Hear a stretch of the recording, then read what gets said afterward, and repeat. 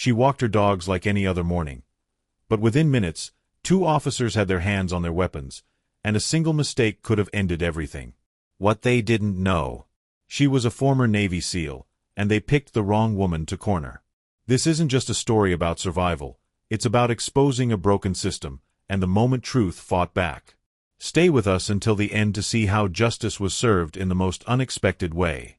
If you believe in standing up for what's right, like this video and subscribe now, because this is a story the world needs to hear. Mason Trent and Logan Reed had worn their uniforms for years like armor, not just against danger but against accountability. In their town, badges came with weight that these 2 officers used to tilt every encounter in their favor. They didn't shout or slam people against walls. No, their brand of control was more insidious. It came in the form of 2 long traffic stops, quiet threats, and knowing glances that made people shrink away. They were the type of men who thrived in silence, the kind that made you second-guess whether you'd even been mistreated. That was their power. And they knew it. They weren't rookies. They had learned how to stay just inside the lines. They knew the body cam blind spots, when to mute the mic, when to flash a smile just before delivering a veiled warning. Most people never filed complaints. Who would dare? This was a town where the word of an officer meant more than facts. The few who had tried to speak up found themselves quietly discredited. Traffic tickets multiplied, employers received mysterious calls, and neighbors suddenly grew distant. No one wanted to get involved. That's how Mason and Logan operated, with unearned confidence and the kind of arrogance that comes from never being held accountable. They didn't go after everyone. Just the ones they thought wouldn't fight back: immigrants, low-income families, women walking alone, people of color. Anyone they figured wouldn't have the means or support to push back. They were smart about it, careful in their paperwork, always a believable reason written down. It was never them. It was always the aggressive suspect, the uncooperative civilian, the misunderstanding. They worked in tandem, playing off each other's energy, never crossing the line too far, just close enough to keep people scared and quiet. The community had grown used to the quiet discomfort. Most folks just kept their heads down. A few exchanged uneasy glances when patrol cars drove by too slowly, but no one really said anything. It wasn't safe to. And the few who could afford to speak up? They didn't live in that part of town. They didn't see what happened late at night, or early in the morning, when there weren't many witnesses. Mason and Logan had created a world where fear walked just ahead of them and silence always followed. Inside the department, they had their allies, co-workers who looked the other way, superiors who didn't want to stir trouble. As long as the crime stats stayed low and the reports stayed clean, no one asked questions. They were even praised at times. Commendations on file, holiday potlucks with community leaders, photographs in the local paper shaking hands with children at school events. It was a mask, one they wore well. But beneath the surface, there was a pattern, clear to anyone who took the time to look. The same neighborhoods, the same types of victims, the same justifications in reports. They thought no one would ever notice, that no one would ever connect the dots. And for a long time, no one did. Their downfall didn't start with some big, obvious mistake. It started, as it always does, with the moment they picked the wrong person. Someone who didn't look dangerous. Someone who seemed like just another quiet face on the street. But this time, they hadn't stopped someone who was afraid to speak. They had stopped someone who had spent years learning how to fight, in silence, in shadows, in service. This time, they weren't in control. And that was the beginning of the end for Mason Trent and Logan Reed. They just didn't know it yet. Naomi Ellis loved her early morning walks. Long before the sun rose high or the world filled with noise, she would leash up her 2 German shepherds, Titan and Nova, and head out through the quiet streets. It was her ritual, one she had grown to rely on more than she expected. After everything she'd lived through, that hour of peace at dawn was her reset button. The cool air, the crunch of gravel beneath her boots, the rhythmic steps of the dogs beside her, those little details helped keep her grounded. It wasn't just about getting fresh air. It was about reclaiming a bit of normalcy in a world that rarely offered it freely. From the outside, Naomi looked like any other woman starting her day. Athletic build, hair tucked into a cap, hoodie pulled low over her brow. Nothing flashy. She kept to herself, offered a polite nod to the occasional neighbor, and never lingered too long. Most people saw her as quiet, maybe even a little distant. But what they didn't see, what no one ever guessed, was that Naomi had once been part of the Navy's elite. A SEAL. The kind of training she'd been through, the things she'd seen and done, weren't part of the conversations you had with your new neighbors over fence posts. So she didn't bring it up. She didn't feel the need to explain. Her dogs were more than companions. Titan and Nova had been by her side through tough operations and tougher transitions. When she left the service, they were retired too. Together, they had learned to adapt. Now they played the part of loyal pets, tail wags, leashes, soft barks, but Naomi knew better. Beneath their calm exterior was muscle memory, discipline, and instinct. They read her better than most humans could. A single shift in her breath, the twitch of a hand, and they were ready to act. Since moving to the suburbs, Naomi had hoped things would settle down. She'd picked a modest house in a quiet neighborhood where lawns stayed trimmed and people waved from their porches. But even here, she couldn't escape the subtle signals. The sideways glances. The polite but tight-lipped greetings. The unspoken question, "What are you doing here?" It wasn't aggressive, not outright. But it was there. In the way people held their children's hands a little tighter as she walked by. In how conversations stopped when she entered the room. She noticed, but she didn't react. That was something else the military had taught her. How to hold still in the middle of tension, how to be both present and unreadable. This morning had started like all the others. The sky was painted with streaks of orange and pale gray, the streets still blanketed in that soft hush that comes before the world fully wakes up. Naomi's boots hit the pavement in rhythm with the soft pad of the dog's paws. Titan kept slightly ahead, his body relaxed but always scanning. Nova stayed close to her side, occasionally brushing against her leg for reassurance. The routine was comforting. Familiar. That's why she noticed the shift so quickly. A patrol car rolled past, slower than usual. She felt the pause in its movement, the way the eyes inside lingered just a little too long. She didn't flinch or break stride, but a switch flipped in her mind. She became hyper-aware. Not afraid, never afraid, but alert. She adjusted her grip on the leashes without thinking, felt Titan subtly shift his posture, and saw Nova's ears twitch ever so slightly. They felt it too. She turned the corner, her eyes scanning the sidewalk ahead. She told herself it was probably nothing. Just a routine patrol. Maybe a bored officer. But experience told her to be ready anyway. In her world, the difference between routine and danger was often just one assumption. A few minutes later, she saw the same car again, this time parked. Two officers stood beside it, one leaning casually, the other upright and watching. Her gut tensed. Not because she feared what was coming, but because she already knew. She recognized the look. The relaxed posture masking something else. The fixed gaze that calculated before it engaged. She knew these men before they even opened their mouths.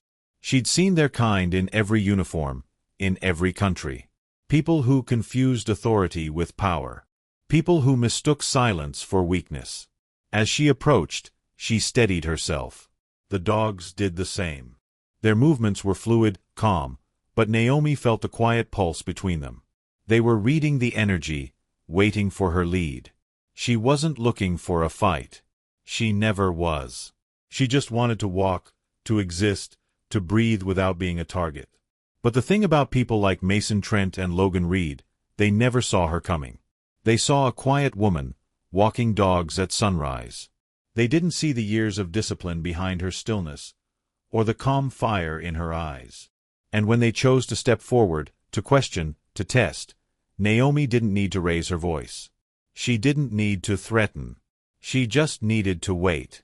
Because they were about to make a mistake they'd never forget. At first, it felt like small talk, the kind you'd expect from two patrol officers trying to seem friendly. Mason Trent leaned against the squad car with a casual stance, calling out a greeting like they were neighbors instead of strangers. Logan Reed stood a few steps back, arms crossed but eyes sharp, silently watching. Naomi Ellis responded with the same calm she always carried. Her tone polite. Her posture steady. She wasn't new to this kind of interaction. The script was familiar: a question about the dogs, a compliment that didn't quite feel sincere, followed by a hint of curiosity that carried more weight than it should. Mason asked about Titan and Nova: what breed, how well trained, if they were aggressive. He smiled when he asked, but Naomi caught the edge in his tone. He wasn't just curious. He was measuring, testing. She gave short answers, nothing to provoke, nothing to challenge. Just enough to keep the conversation moving. But with every question, her unease grew. Not panic, she didn't panic, but something more like a cold awareness building in her chest. She could feel Titan's tension through the leash. His steps slowed. His eyes locked on Mason. Nova stayed close, her body slightly leaned into Naomi's leg, a soft breath escaping her snout. The dogs knew. Then came the shift. Mason asked if they were military trained. Naomi shrugged off the question, keeping her expression neutral. It wasn't a detail she owed anyone. But that response seemed to spark something in them. Logan took a step forward, joining Mason at the car. He crouched low, not to greet the dogs, but to stare them down. His smile was tight, his words slower now, laced with something more pointed. He whistled, coaxed Titan to come closer, waving a strip of jerky like a lure. Titan didn't budge. He locked his eyes on Logan and stayed frozen. The energy in the air thickened. Naomi's voice stayed calm, but she told them to stop. She didn't yell. She didn't threaten. She gave a clear, firm instruction that should have ended it. But Logan didn't stop. He kept pushing, kept smiling in that way that didn't reach his eyes. He made a joke about the dogs, about people like Naomi moving into neighborhoods like this one. His words were laced with coded language, polite on the surface, but ugly underneath. Naomi stood taller. Her hand adjusted the leashes again, this time more deliberately. Titan and Nova stood at full attention now, their bodies taut, waiting. Mason's voice dropped into a condescending calm as he asked if her dog was a problem. His hand drifted closer to his belt. Nova barked once, short, sharp, controlled. The leash pulled tight in Naomi's hand as she steadied both of them. She warned them again. They were provoking the dogs. Her tone never wavered. She kept it level, reasonable. But she could see where this was going. Logan laughed, stepping closer, stuffing the jerky back into his pocket. He made another comment, one meant to poke at her, to show dominance. Titan growled low, a sound that came from deep in his chest. Logan flinched, just a little. Mason stepped in then, telling Naomi to control her dogs. His hand was fully on his holster now. He smiled, but it was tight, controlled. The air between them was charged. The kind of energy you only recognize if you've been in situations where things can go bad fast. Naomi took a step forward, positioning herself between the dogs and the officers. Her voice was steady, her shoulders squared. She told them again, clearly, that her dogs were under control and they were the ones escalating. She had trained for moments like this. Not this exact one, but the kind where a single decision could shift everything. The kind where silence could be misread as weakness and calm mistaken for fear. Logan didn't hear her. Or maybe he just didn't care. He taunted again, louder this time. Said she needed to check her dogs before someone got hurt. Titan barked, louder now, a clear warning. Logan's hand hovered over his weapon. Naomi felt her pulse tighten, but she didn't move. She held the line. She raised a hand, not to the dogs, but to Logan, an instinctive gesture to signal wait, stop, think. But he moved first. He reached for his weapon. And Titan surged forward.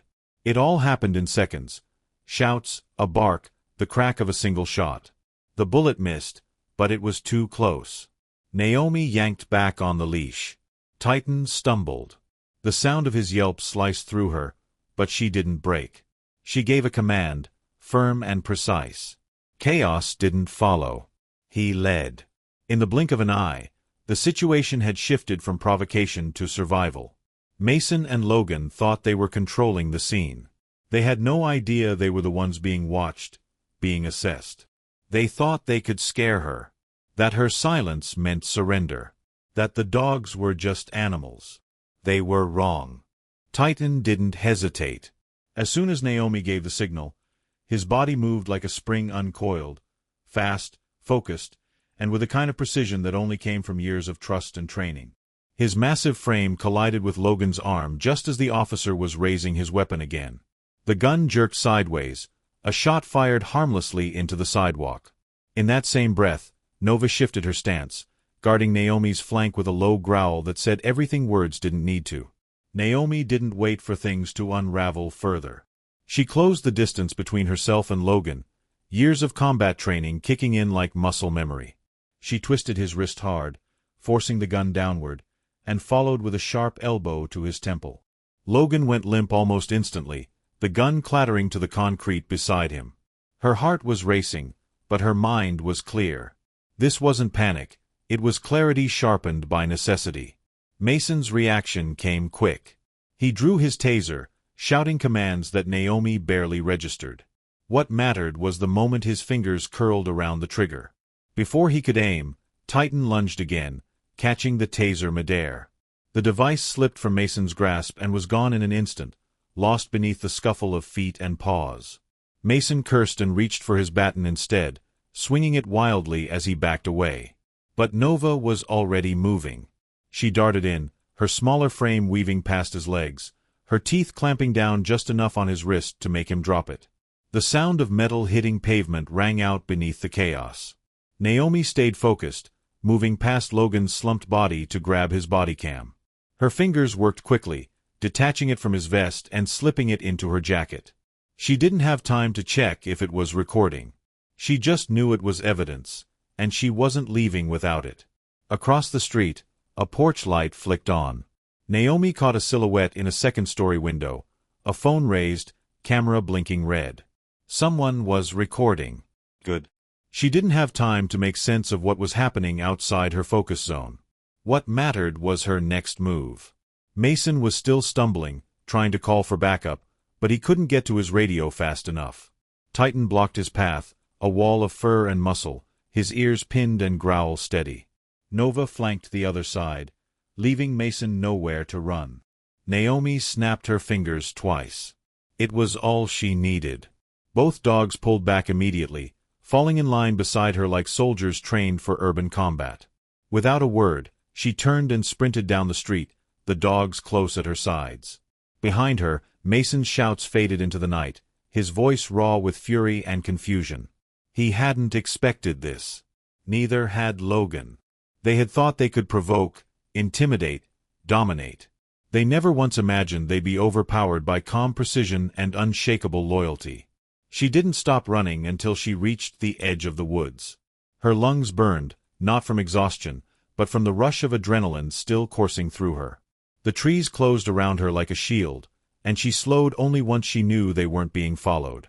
Titan trotted slightly ahead now, his nose close to the ground, scanning for threats. Nova stayed at her heel, limping just a bit. Naomi saw the faint streak of blood near her paw and felt the pull of guilt in her chest. But Nova didn't whimper. She never did. Just pressed forward, focused on Naomi, always reading her pace. They made their way deeper into the forest, winding through narrow paths and rough undergrowth. Eventually, a small cabin came into view, an old structure Naomi had found during one of her hikes months ago. She'd thought of it as nothing more than a quiet place to reflect. Now it was a lifeline. Inside, the air was musty and cold, but the walls were solid and the door locked. She ushered the dogs in and dropped her pack on the floor, then got to work. Cleaning Nova's paw. Checking Titan's shoulder. They were scratched up, bruised, but intact. So was she. The adrenaline was beginning to wear off now, and with it came the weight of what had happened. She had taken down 2 armed officers. She had their body cam. Someone had filmed it. She knew the police would twist the story, make it look like she attacked first, like the dogs were out of control. But she also knew she had the truth. And more than that, she had Titan and Nova. She sat down against the cabin wall, the body cam clutched in her hand, the dogs curled at her feet. In the quiet that followed, Naomi didn't feel victory. She felt steady, focused, grateful. Because when the moment came, she didn't freeze. She didn't falter. And neither did they. Together, they didn't just survive. They sent a message. The silence inside the cabin felt different now. It wasn't peaceful. It was the kind of silence that comes after something loud and life-altering, where the body is still humming with adrenaline, but the mind has started to replay everything on a loop. Naomi Ellis sat on the wooden floor with her back against the wall, the body cam gripped tightly in her hand. Titan lay stretched out in front of the door, his chest rising and falling steadily. Nova rested beside her, her head on Naomi's thigh, eyes closed but ears alert to every small sound. They were safe, for now. But Naomi knew that wouldn't last. Mason and Logan weren't just two officers caught in a bad moment. They were the kind who had backup, not just on the street, but inside the system. Men like them didn't go down quietly. They rewrote the story before anyone had a chance to hear it straight. And in this case, they would start that rewrite the moment she disappeared from sight. She had seen it before. She had lived through missions where details were buried, footage was lost, and the official version of events didn't match what really happened. The only difference was that this time, she wasn't behind a secure perimeter or backed by a chain of command. She was alone, in civilian clothes, with 2 dogs and a body cam clipped from a man she'd taken down on the sidewalk. As the sun began to rise, Naomi reached into her pack and pulled out a cheap burner phone. She turned it on, watching as the screen flickered to life. The signal was weak in the woods, but it was enough. She checked local news, department announcements, anything that would show how fast they were moving. Nothing yet. It was still early. They were likely writing the report right now, maybe in the same office where her name was already being added to a list. She could hear them in her mind. Suspect fled the scene. Officers feared for their safety. Dogs displayed aggressive behavior. No mention of the body cam. No mention of the jerky, the taunts, the command she gave to de-escalate. That's how the cover-up would begin, not with lies, but with selective truths. Her hand tightened around the cam. That footage was her only shield. If they erased their versions, hers had to survive. She pulled her laptop from her pack and connected the device. The screen lit up. The file was intact. The camera had recorded everything from the moment she approached, including the voices, the threats, and the shot that narrowly missed Titan. She watched just enough to confirm it. Then she shut the laptop and took a long breath. Outside the cabin, the world was waking up, but Naomi felt like she was drifting in a different current. She wasn't on the run, not yet. But she was being hunted in a way that wasn't physical. Her name would be pushed through every law enforcement channel before noon. Photos would be pulled. An old military record flagged. She'd be painted as unstable, dangerous, a rogue vet who snapped. The story would spread faster than the truth. She had one option. Call someone who could help her push back. Someone who knew systems, networks, and how to get ahead of a lie. It had been years since she'd last spoken to her sister, but Kendra was still the one person Naomi trusted when everything else was on fire. She dialed. The call was brief. Kendra didn't need a long explanation. Naomi heard the sharp intake of breath, the pause as her sister processed the request, and then the quiet promise that she'd start pulling security footage from nearby houses. Naomi told her about the body cam and where she was headed next. They didn't exchange pleasantries or revisit old fights. There was no time for that. When the call ended, Naomi felt a little steadier. Not safer, but more certain. Someone was on the other side now, helping piece together the truth. The radio in her pack crackled to life again. She twisted the dial, listening. Dispatchers called out patrol shifts, units responded, and then came the phrase she expected. Suspect is armed and dangerous. Do not approach alone. Use extreme caution. Her name wasn't mentioned yet, but the tone said everything. Naomi leaned back against the cabin wall. She wasn't angry. Not yet. She was focused. She had the truth. She had the footage. She had her dogs. What she didn't have was time. By nightfall, they would have painted her as a threat. But the real threat was a lie big enough to bury her. And she wasn't about to let that happen. Back in her small apartment tucked above a bookstore, Kendra Ellis sat hunched over her desk, the glow from her computer screen reflecting off her glasses.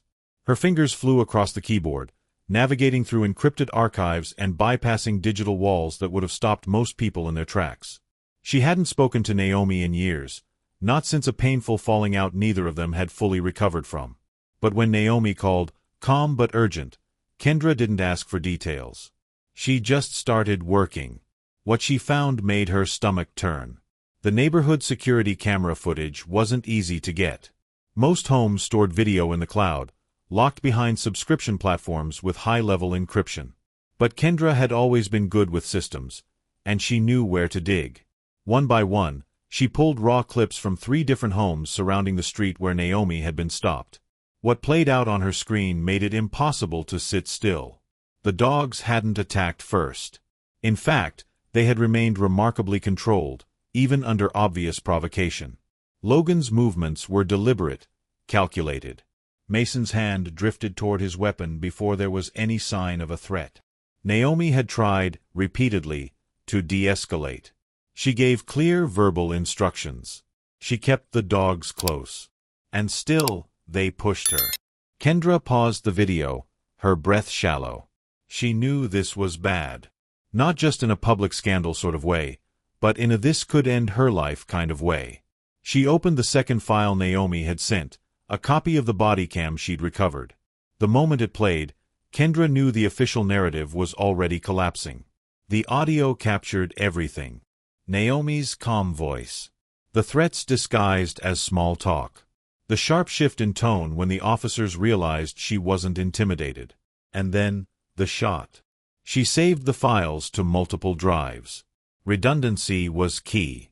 She encrypted everything, backed it up offline, and even sent a decoy version to a hidden cloud server she used when working with investigative journalists. This wasn't just for Naomi's safety, it was insurance. Meanwhile, across town, Detective Sarah Monroe sat in her unmarked car outside the precinct. Her laptop balanced on her knees, a printed incident report beside her, already marked up with notes and highlighter.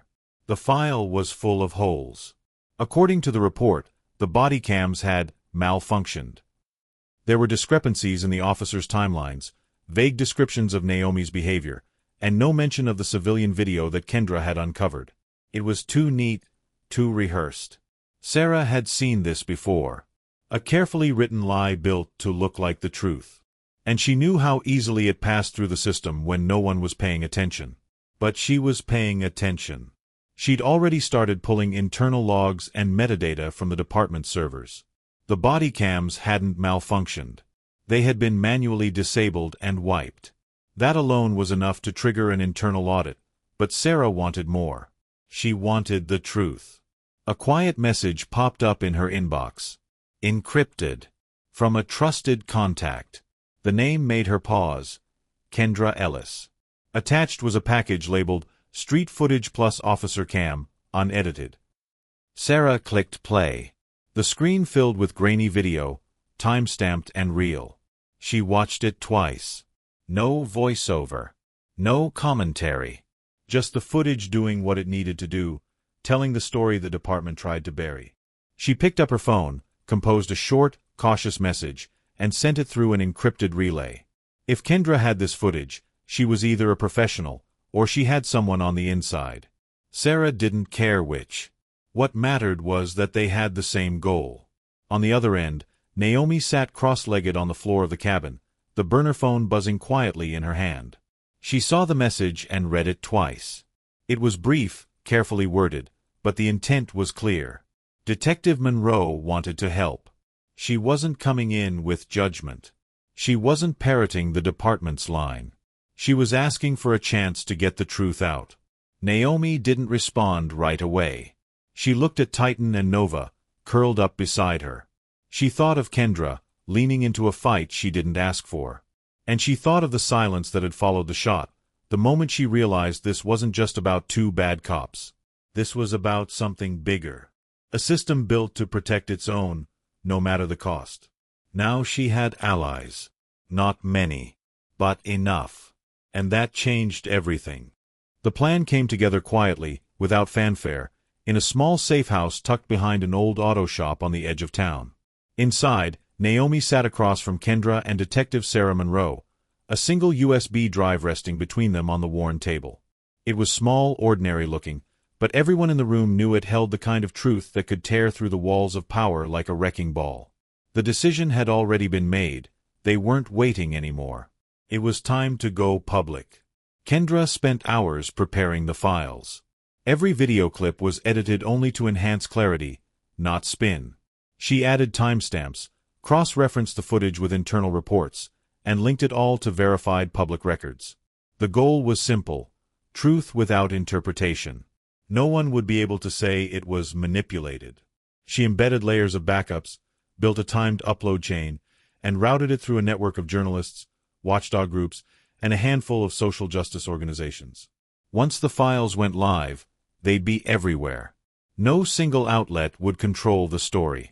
No one would be able to bury it. Sarah drafted a brief statement, one she would deliver herself.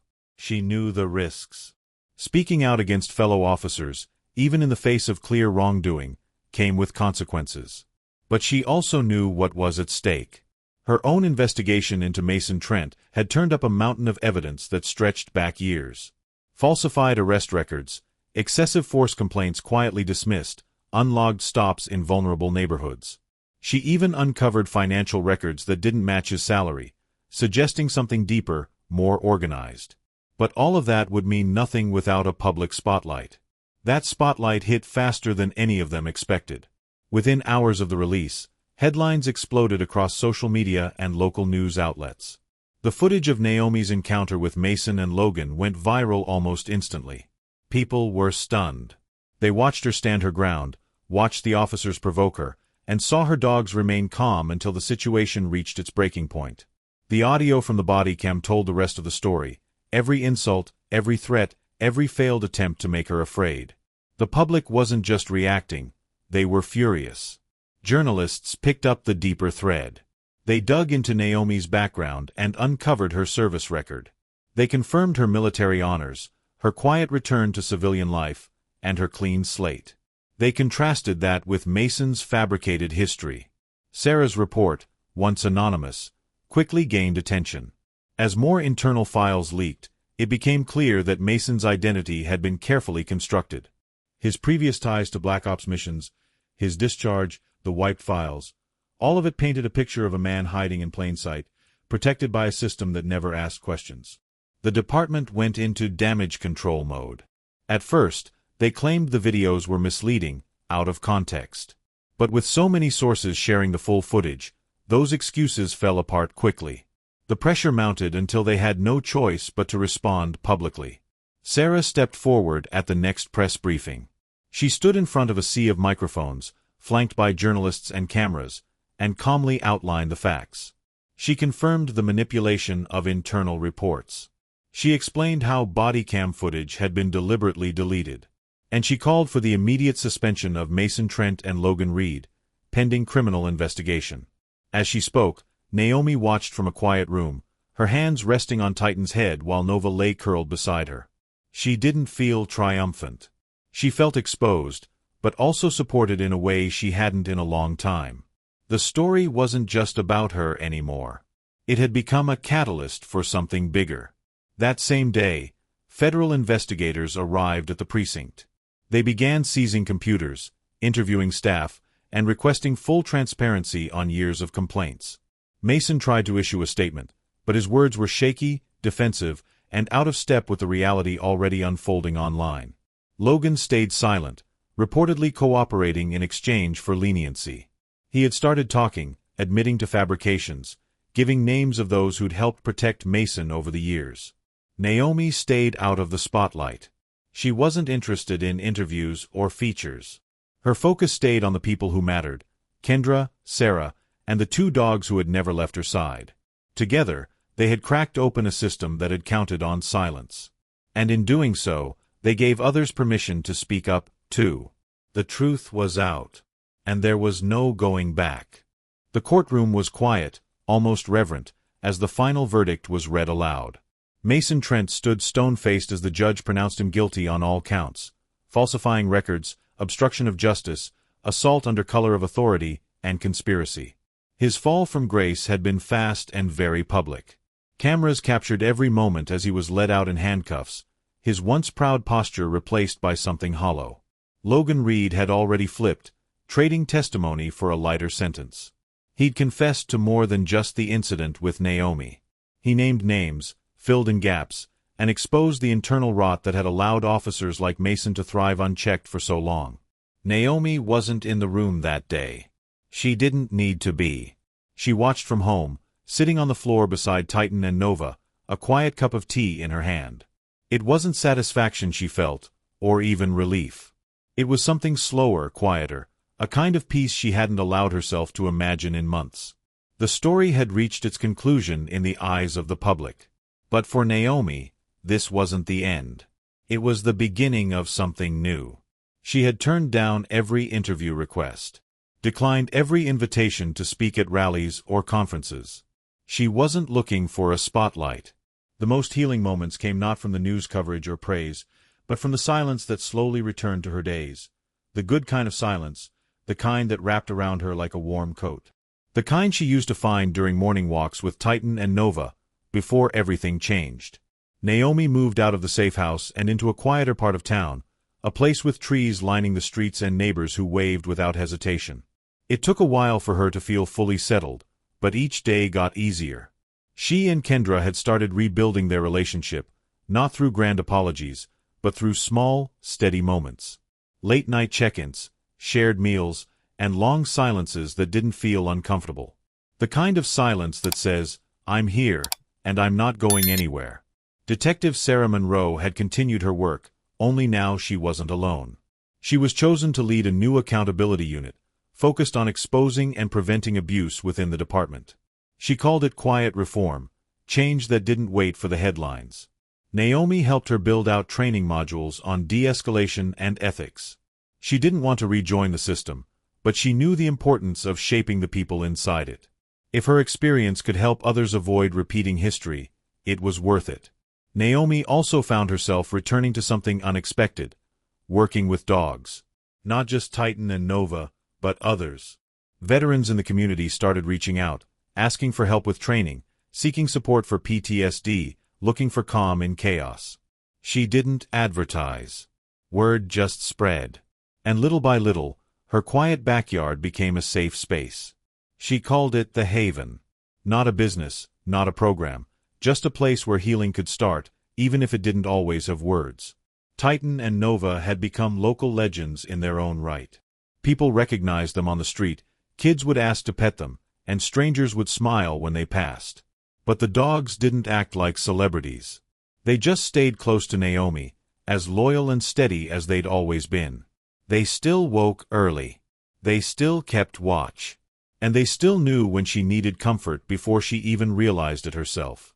One morning, Naomi took them on a walk through the same neighborhood where everything had begun. Not out of defiance, but because it was time. The air was crisp, the sidewalks quiet. As she walked, she noticed things had shifted.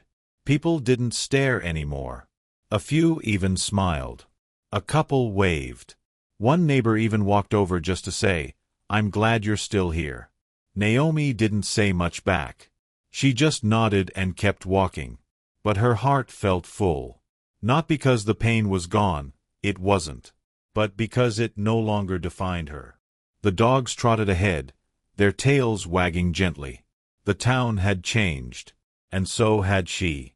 Not into something different, but into something deeper. Someone who had fought not just for herself, but for truth, for justice, for peace. And now, finally, she was living in it. This story reminds us that strength isn't always loud. It's often quiet, calm, and rooted in deep personal values. Naomi didn't seek revenge or recognition. She stood her ground with integrity, even when the system tried to silence her. The loyalty of her dogs and the steady support from her sister and a few good people show that we don't need a crowd behind us to stand for what's right, just a few who truly care. For older audiences who may have lived through unfairness, seen institutions fail, or experienced moments of being underestimated, this story is a powerful reminder. Your quiet wisdom, patience, and moral clarity are not weaknesses, they're your greatest tools. The truth may take time to rise, but with persistence and the right allies, it always does. In a world that often rushes to judgment, Naomi teaches us the value of staying composed, knowing when to speak, and trusting that justice, though slow, still matters. Let this be a call to stand up when needed, support others quietly when they need it most, and never underestimate the impact of one person living by principle. If this message touched you, we'd love to hear your thoughts in the comments. What part resonated with you most? And what kinds of stories would you like to see next? Don't forget to like this video, share it with someone who needs encouragement, and subscribe to the channel so you won't miss more real, powerful stories like this one.